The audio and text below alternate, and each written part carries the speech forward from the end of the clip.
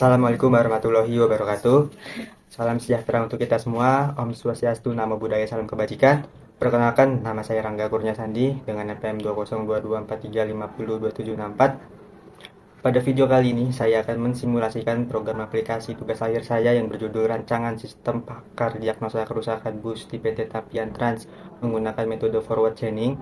Untuk mempermudah pemahaman jalannya simulasi, pada video ini akan saya bagi ke dalam 4 sesi utama, yaitu pada sesi pertama pengenalan aplikasi, sesi kedua ada fitur pada user, sesi ketiga fitur pada admin, dan sesi keempat menu laporan dan cetak dokumen. Oke, kita masuk ke sesi pertama. Aplikasi yang saya bangun ini berbasis mobile Android, dibangun dengan Android Studio dengan bahasa pemrogramannya itu Kotlin, serta didukung database itu SQLite. Nah, untuk penyimpanannya datanya kita memakai secara lokal. Oke, jadi penerapan metode forward chaining ini di dalam sistem ini bekerja secara penalaran maju, yaitu memulai tahapan pencarian dari fakta berupa gejala-gejala fisik yang dialami armada bus untuk kemudian dicocokkan dengan aturan atau rule if then-nya gitu ya, sehingga menghasilkan kesimpulan jenis kerusakan beserta solusi penanganan awal yang tepat. Baik, langsung saja kita mulai dengan memasuki sesi kedua, yaitu penjelasan fitur pada sisi user. Ketika aplikasi pertama kali dibuka, pengguna akan disambut oleh splash screen yang kemudian langsung mengarah ke halaman dashboard utama. Di halaman dashboard ini terdapat 4 menu utama, yaitu diagnosa, data master, riwayat laporan, dan akun. Pertama, kita akan melihat menu data master. Pada sisi user, menu ini bersifat read only atau hanya dapat dilihat tanpa hak akses untuk menambah, mengubah, ataupun menghapus data. Oke, kita klik data armada di sini. Kita bisa lihat data armada. Terdapat juga fitur pencarian. Misal kita ketik di sini Mercedes. Nah, maka data akan muncul.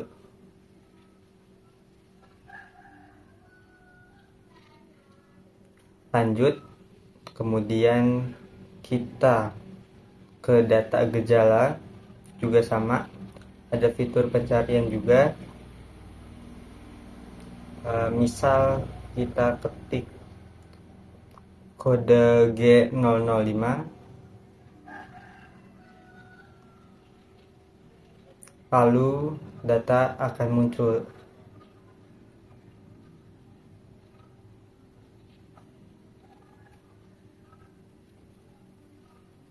Nah, dilanjutkan juga dengan data kerusakan, sama juga terdapat menu pencarian. Misal kita ketik, kita cari kode kerusakannya, misal K006,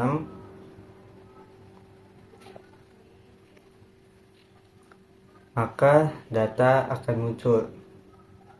Dan kita lanjut, terakhir adalah basis aturan yang menjadi landasan sistem pakar ini. Misal di sini kita cari kode kerusakannya K001.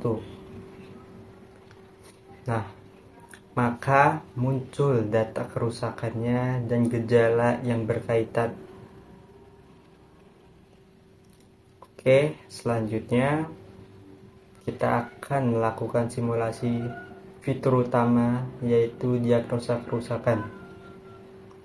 Pertama, kita klik menu diagnosa. Langkah pertama, user diarahkan untuk memilih armada bus yang akan didiagnosa. Di sini misal kita pilih Hino RK280.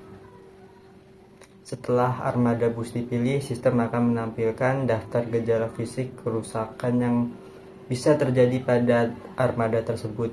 Pada tahap ini, user cukup memberikan centang atau checklist pada kolom gejala-gejala fisik yang sesuai dengan kondisi real yang dialami armada bus saat ini. Misal di sini kita checklist gejala 3 gitu ya. Terus lanjut ke kode G035, lanjut ke G028, G029, lalu Coba kita pilih ke G036. Nah, setelah semua gejala yang relevan selesai dicentang, kita tinggal klik tombol mulai diagnosa pakar. Lalu sistem secara otomatis langsung memproses inputan tadi menggunakan metode forward chaining. Hasil analisis pun langsung ditampilkan di layar. Bisa dilihat mencakup informasi detail merek busnya, plat nomor, tahun pembuatannya, dan juga terdapat jenis kerusakan yang terdeteksi serta rekomendasi tindakan atau solusi perbaikan awal yang harus dilakukan itu.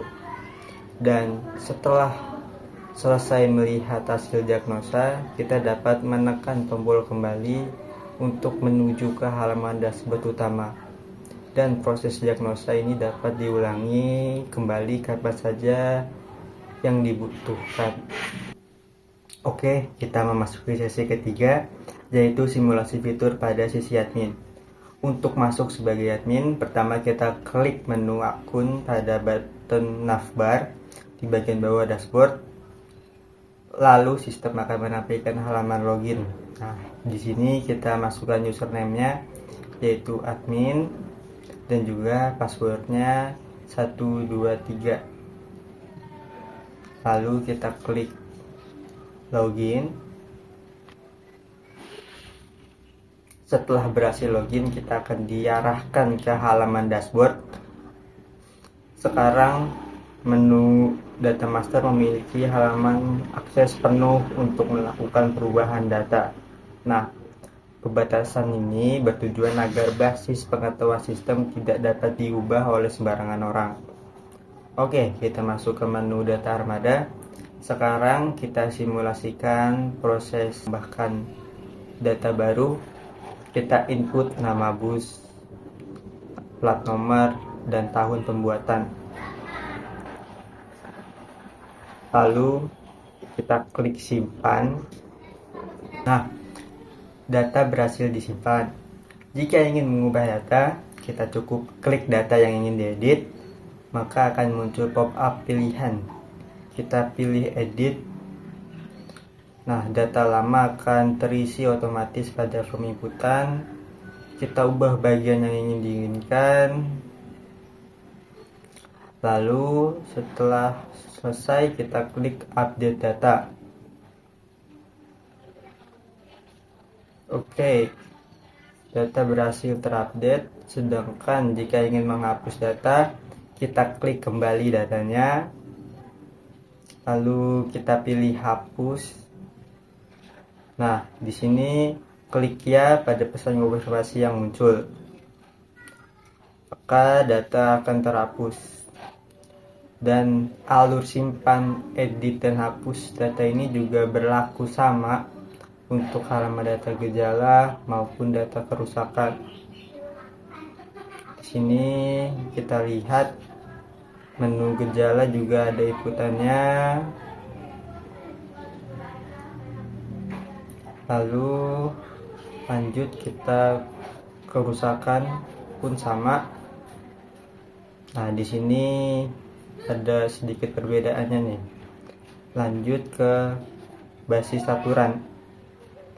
Sistem ini menggunakan metode drop down. Kita pilih jenis kerusakannya di sini. Lalu pilih gejala yang sesuai. Kemudian kita klik tombol hubungkan aturan. Nah, jika ada aturan yang ingin dihapus, kita cukup klik data aturan tersebut pada daftar di bawah, lalu pilih ya untuk konfirmasi penghapusan. Selain pengelolaan data master, admin juga dapat melakukan pengaturan akun. Kita klik kembali menu akun pada dashboard untuk masuk ke halaman pengaturan akun pakar. Di sini ada pilihan, misal pertama kita mau ngubah foto profilnya nih. Kita tinggal klik area foto, pilih sumber, bisa dari kamera maupun dari galeri. Kita pilih galeri sini. Setelah kita pilih, sesuaikan fotonya. lalu klik simpan. Oke, foto profil berhasil diperbarui. Nah, di sini juga ada untuk mengubah nama, username maupun password. Caranya mudah, kita cukup klik pada bagian kolom yang ingin diubah. Misal di sini username-nya ingin kita ubah, masukkan datanya yang baru, lalu klik simpan. Oke, berhasil. Jika seluruh aktiviti admin telah selesai, kita dapat memilih opsi keluar sistem di sini atau logout untuk mengembalikan hak akses ke sesi user biasa. Oke, kita memasuki sesi keempat, yaitu menu laporan dan cetak dokumen. Dari halaman dashboard utama ini, kita pilih menu riwayat laporan. Nah, di dalam menu ini terdapat 4 pilihan halaman laporan utama, yaitu ada laporan data armada, laporan riwayat diagnosa, laporan data gejala, dan laporan data kerusakan. Di sini pertama kita masuk ke pilihan laporan data armada. Di halaman ini kita disediakan fitur pencarian juga. Oke, untuk mencetaknya cukup mudah. Di sini kita cukup menekan tombol cetak laporan. Sistem akan memproses dan memunculkan notifikasi bahwa bisa terlihat file PDF berhasil diunduh ke folder download. Oke, sekarang kita periksa ke file manager. Kita klik filenya. Laporan ini terdapat kop surat resmi PT Tampian Trans, ada tanggal cetak, nomor halaman, dan juga tabel berisi daftar armada bus, nomor plat, serta tahun pembuatannya. Nah, bisa kita lihat di bagian bawah terdapat kolom tanda tangan, yaitu ada tanggal Depok Jumat 17 Juli 2026, staf administrasi, dan nama stafnya. Lanjut, kedua kita kembali ke aplikasi dan masuk ke laporan riwayat diagnosa.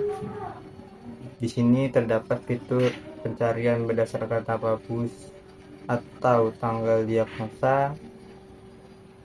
Selain cetak, pada halaman ini juga terdapat penghapus riwayat tertentu.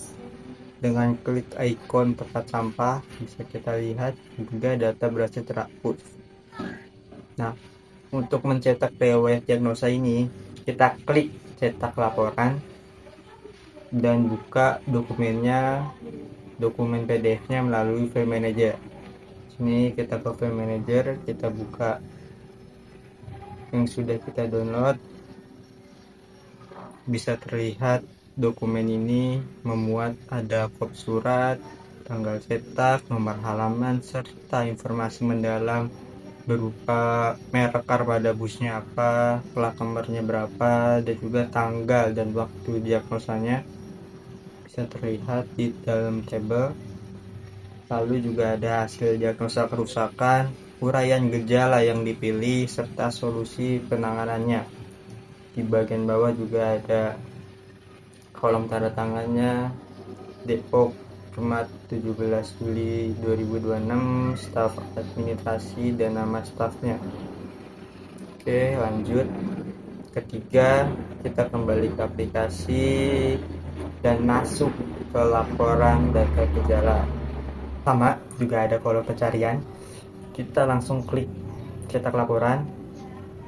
Nah, saat kita kembali ke file manager dan buka dokumennya, saat file PDF dibuka, dokumen ini memuat kop surat, tanggal cetak, nomor halaman, serta tabel yang berisi kode gejala dan nama gejala.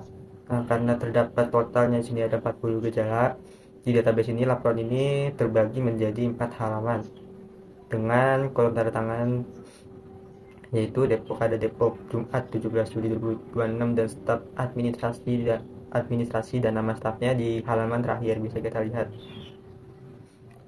Lalu lanjut, kita kembali ke aplikasi, kita masuk ke laporan data kerusakan. Oke, sama juga di sini ada kolom pencarian. Kita dapat melakukan pencarian berdasarkan kode ataupun nama kerusakan. Dan sini langsung saja kita klik cetak laporan. Ada notifikasinya bisa terlihat. Dan kita kembali ke File Manager untuk memeriksa hasil download tersebut. Kita buka, terlihat pada file PDF-nya dokumen menyajikan kop surat, tanggal cetak, nomor halaman, serta tabel berisi kode kerusakan dan nama kerusakan, serta ada solusi penanganannya juga gitu. Jadi sama seperti laporan lainnya, di bagian kanan bawah juga tertera tanda tangannya. Di sini ada tempat, hari, tanggal, bulan, tahun, lengkap dengan staf administrasi beserta nama stafnya. Setelah memastikan seluruh laporan tercetak dengan lengkap, kita kembali ke halaman utama aplikasi. Demikianlah simulasi seluruh fitur utama dari rancangan sistem pakar diagnosa kerusakan bus menggunakan metode forward chaining ini. Seluruh tahapan proses telah disimulasikan, mulai dari pengenalan sistem pada sesi pertama, pengujian fitur diagnosa pada sesi kedua, pengelolaan data master serta basis aturan pada sesi ketiga, hingga proses dokumentasi dan pencetakan laporan pada sesi keempat. Diharapkan sistem ini dapat menjadi solusi praktis dalam mendokumentasikan riwayat kerusakan armada secara terstruktur, sekaligus membantu mempercepat proses pengambilan keputusan tindakan perbaikan. Terima kasih atas perhatian dan waktu yang telah diberikan. Mohon maaf atas segala kekurangan. Wabillahi taufik wal hidayah. Wassalamualaikum warahmatullahi wabarakatuh.